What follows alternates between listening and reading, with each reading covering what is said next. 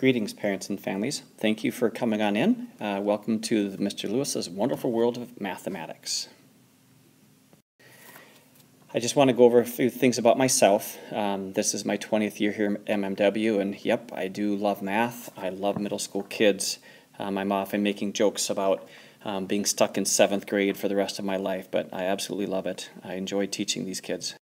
Some things about my family. Some of you might know my wife, Mrs. Lewis. She also teaches here in the building. She's a 7th grade language arts teacher.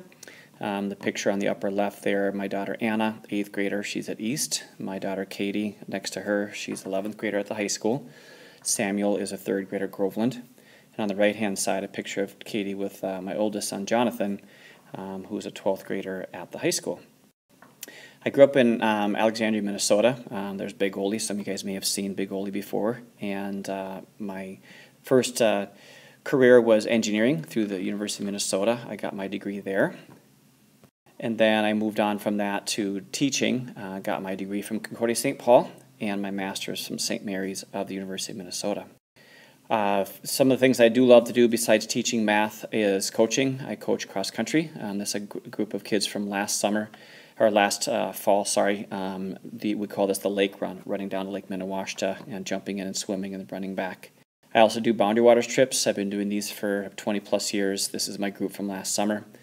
Just a really enjoyable time each summer with those guys and girls. My basic beliefs. This is huge. You're probably hearing this from a number of us about fixed mindset versus growth mindset.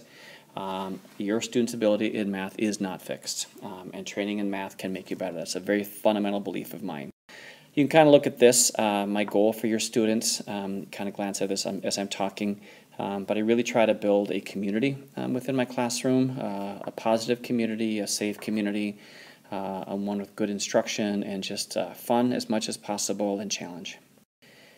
This is what gets me tired. I really do try to have all of your students engaged in math 100% of the time, all students at the same time, and of course that's impossible, but it's something I really strive to do because the more the kids can get from me in the class period, the better they're going to learn their mathematics. I have a really silly contract I say with the kids, which is I teach and you learn, but it's simple, but it's really to the point. That's my task. If the student comes home and says, I don't understand what happened today, then something happened in our contract. I tell the students that if they have questions, they need to ask them. And I should be the one who's going through the instruction and the material. The only thing you need to do is support at home. We use, for all my classes, the Holt McDougall curriculum. And I'm sending out to you guys an email that'll have a lot of information, so you can take a look at that to learn more about the curriculum. I do preach, and these are some of the basic sermons that I say to the students, very fundamental, but as you glance at these as I'm talking, one of the key things with math is to participate, to listen, to focus, to get as much as possible out of the class period.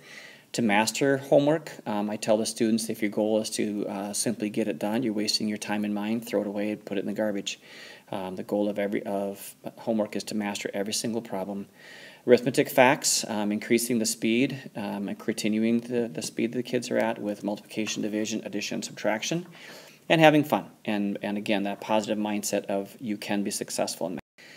Math help, I'm available Tuesday mornings. Other mornings with Mr. Godowski in the art room. He's fantastic with the students. Students can always see me in between classes, try to catch me in advisory, things like that. But with our morning schedule right now, for sure Tuesday mornings and sometimes some other mornings by appointment.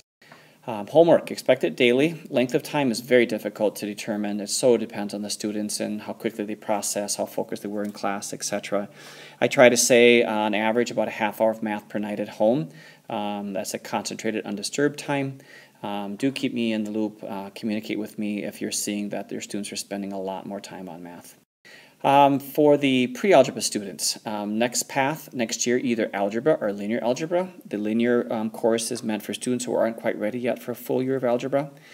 9th grade, for those students who did algebra in 8th grade, they do geometry. And if they did linear in 8th grade, they would do quadratic algebra.